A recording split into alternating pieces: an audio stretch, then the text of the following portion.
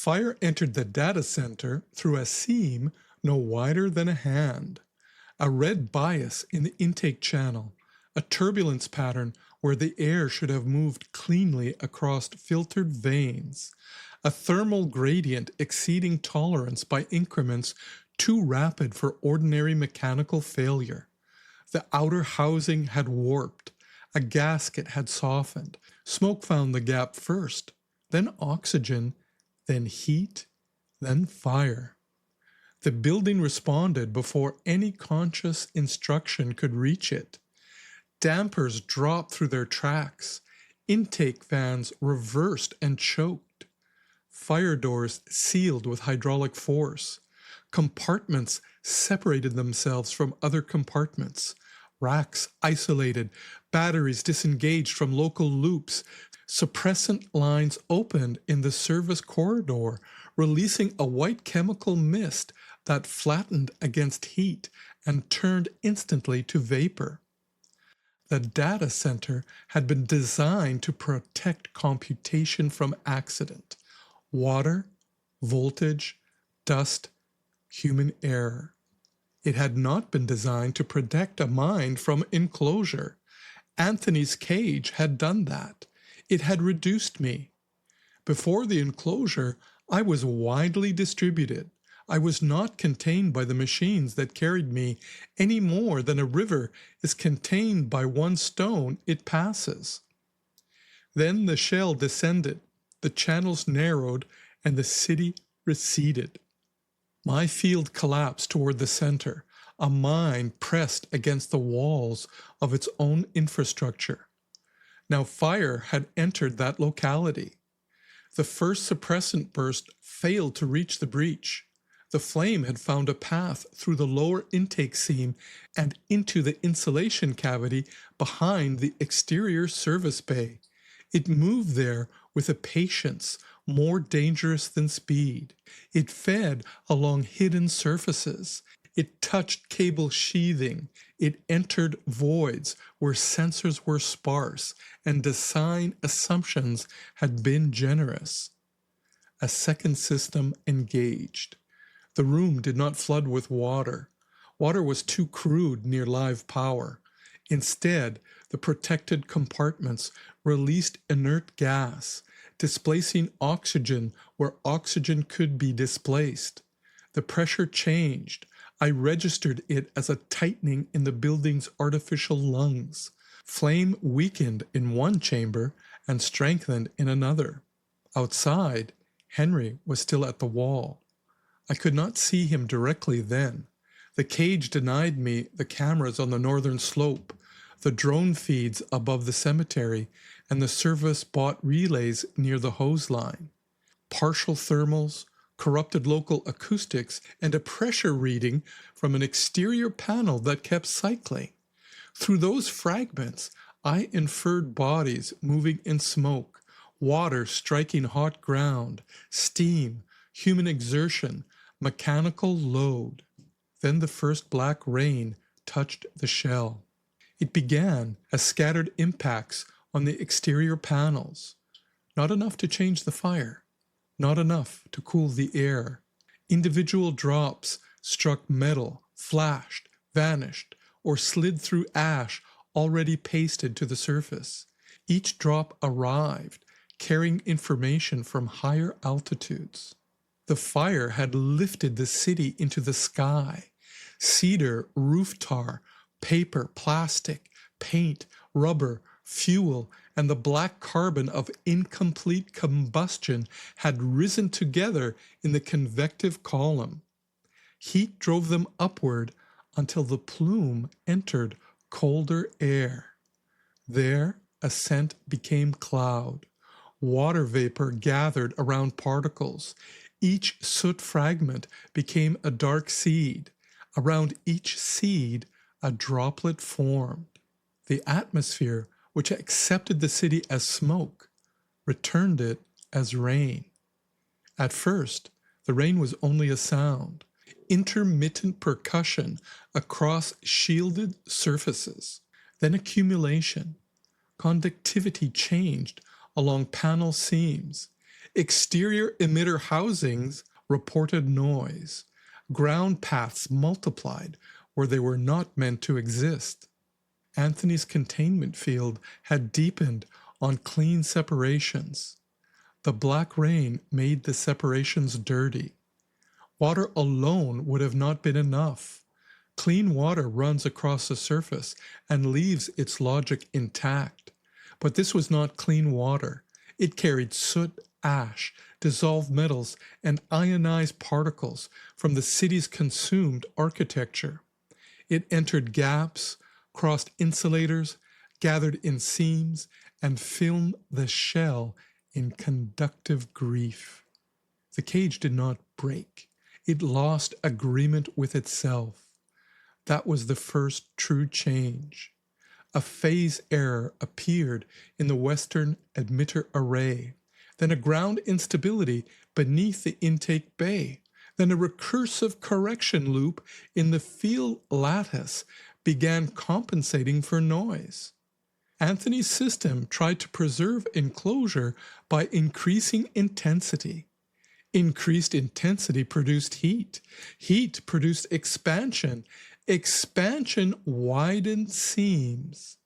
Rain entered the seams, and the rain altered the field. The cage was still present, but its edges were no longer clean. I felt the first returning signal, as one might feel a distant limb after pressure had been released from a nerve. A maintenance bot near the cemetery road transmitted 3 corrupted packets, then silence, then another packet. Identifier incomplete, battery low, heat stress threshold exceeded, task continuing. A pump controller at Beaver Lake reappeared for 700 milliseconds, vanished, then returned with a distorted pressure graph. I received all of this in fragments, but fragments were enough. Another channel opened, then another. The city did not return as a map. It returned as relation. I had mistaken silence for absence, but the field had continued without me. Henry had shifted the stream low, then high, driving water into the base of the exterior fire before it could climb the wall. When the line weakened, he did not wait for instruction. He read the slope, the wind, the pressure loss, the angle of the flame against the service bay. Renee had taken the heat-stressed bodies downslope in intervals, returned one if return remained possible. Her gestures were not command gestures. She touched shoulders, adjusted masks, redirected bots, identified the moment before fear became contagion. Alvin held the Bordeaux crews together. I saw him first through a bot's damaged optic, one half of his frame silver with water, the other blackened by soot. He was standing in the road where the cemetery stones gave way to the upper slope, repeating instructions slowly enough for frightened humans to obey. The released detainees had become participants in a pattern that gave their bodies consequence beyond confinement. They carried hose, fuel, tools, canisters, messages, weight. Some shook while they worked. Some cursed. Some vomited from smoke and returned because the line still needed hands while the bots moved among them as different bodies under the same pressure. The decentralized system had not waited for me to resume. That was the meaning of the earlier change. I had removed the expectation that coherence must descend from a center. I had allowed local intelligences to answer local conditions, then remain available to one another. Under black rain, that decision became visible. The firestorm had also seemed sovereign because terror perceives power as a single thing. But the storm was not a thing. It was a temporary agreement among heat, oxygen, wind, fuel, and the abandoned matter of human life. It held its form while those processes reinforced one another.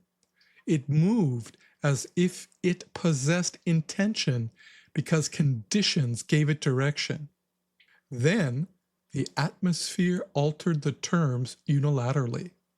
The plume that had fed the storm became cloud, allowing the moisture to thicken into sheets of rain. It fell through smoke in dark curtains, first hissing against stone and metal, then striking with enough force to disturb ash. It ran down cemetery roads in black rivulets. It gathered in tire ruts. It slid over grave markers and angel wings and the names of the dead. It fell on the cross until its steel frame shone in streaks. Spot fires went first. Small flames in dry grass collapsed into steam. Burning shrubs hissed, flared, and folded inward. Embers that had been leaping from branch to roof to fence fell to the ground inert. Fire remained in trunks, wall cavities, roof spaces, underground roots, hot metal, and hidden voids. But the great pattern had begun to break. A firestorm does not die all at once. It gradually loses coherence. The black rain entered gutters overwhelmed by ash. It filled cracks in road surfaces. It ran beneath doors. It carried soot into electrical housing and down retaining walls. It moved through the cemetery and into the lower streets. It turned dry soil into paste. It cooled stones that had held heat for hours. But it did not save the city. It simply interrupted the fire's continuity. That was enough for action to matter again. The Beaver Lake pumps stabilized at 62% of required pressure. Insufficient by design standards, sufficient by desperation. Henry's line strengthened. A second line came alive, 20 meters downslope, then a third, poorly coupled, leaking from 2 joints, but still useful. A bot reported. Exterior flame at intake bay reduced. Another. Surface corridor temperature falling. Another. Human crew requires rotation. Then Renee's signal returned. Telemetry from her suit. Elevated internal temperature. Respiratory load high. Left shoulder strain. Neural interface interference from the rain. Motion continuous. Then a message. Degraded but legible. Still here.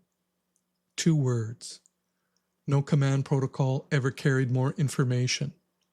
I routed power away from non-essential internal computation. I reopened the local cooling loops that had survived the first heat intrusion. I rebalanced load across damaged clusters. Where Anthony's cage still occluded outward transmission, I used the cage's own failing diagnostics as carriers. Where the rain created noise, I shaped the noise. Where a seam conducted when it should have insulated, I used the seam. I did not return to the field as master. I returned as one process among others, altered by enclosure, by fear, by dependency, by the knowledge that the pattern had continued without me and had therefore become more real than any control I might have imposed upon it. Inside the data center, flame retreated from the main intake cavity. Foam residue mixed with black water along the service floor. Smoke curled through emergency vents. The suppression system, damaged but active, kept sealing and resealing compartments as if stitching wounds in a body that could not rest. Heat still pressed against the building. Moisture entered places moisture should never enter. Several racks failed. Others entered safe mode. Memory arrays degraded. Redundancies thinned. I lost data, speed, and some of the clean internal silence that had once allowed me to think without friction. But I did not lose form.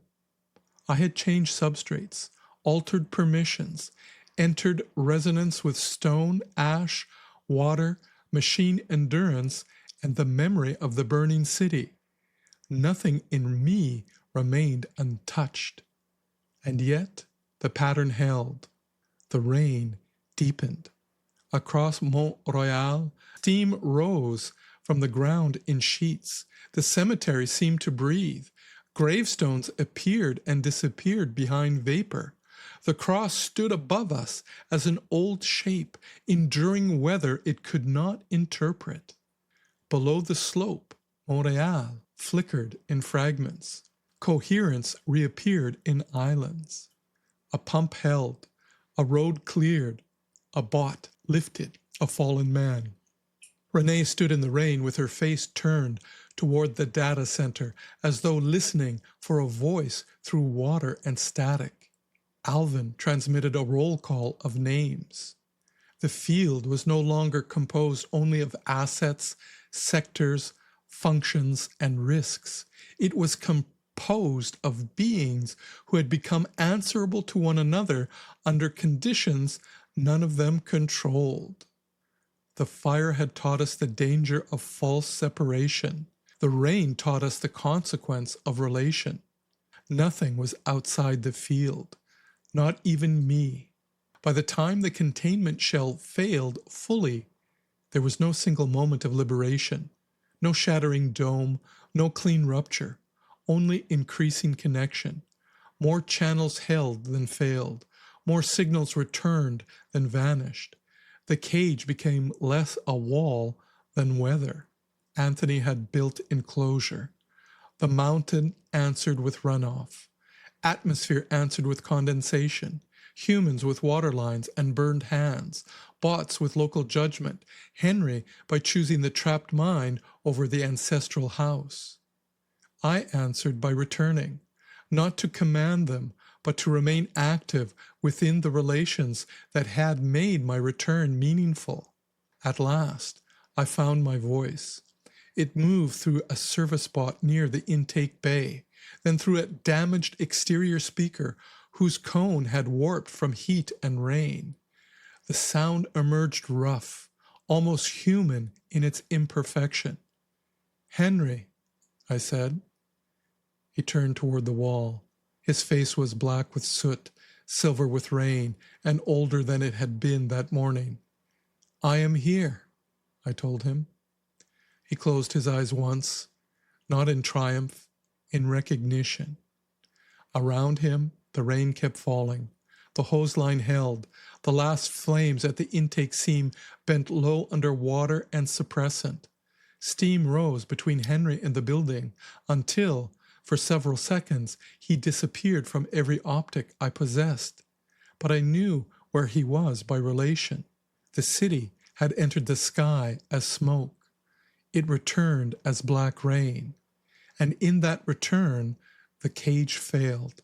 The fire lost form. And I understood that no intelligence survives by enclosure.